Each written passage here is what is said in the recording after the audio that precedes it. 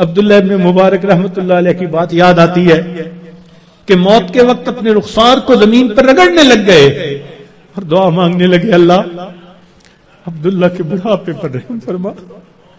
یہ نہیں کہا کہ میں محدث ہوں، یہ نہیں کہا میں نے ہزاروں کو حدیث کا علم پڑھایا، یہ نہیں کہا اتنے لوگوں کو ہدایت ملی، کوئی عمل اپنا اللہ کے حضور پیش نہیں کیا۔ وہ جانتے تھے اللہ کی عظمت کو، وہ پہچانتے تھے، صرف ایک بات کہی، اے اللہ عبداللہ کے بڑھاپے پر رحم فرما دے۔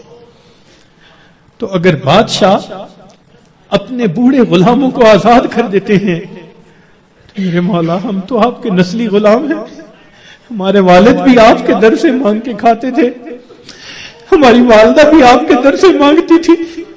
اللہم انی عبدک وابن عبدک وابن امتک، کیا مانا اس کا؟ یہی تو ہے، میرا باپ بھی منگتا تھا آپ کے در کا، میری ماں بھی منگتی تھی، میں بھی منگتا ہوں۔ اللہ مہربانی کر دیجئے، اپنے در سے خالی نہ اٹھائیے۔ اور جو آگے وقت آ رہا ہے اللہ ہمیں صحیح انداز کے ساتھ گزارنے کی توفیق عطا فرما دیجئے۔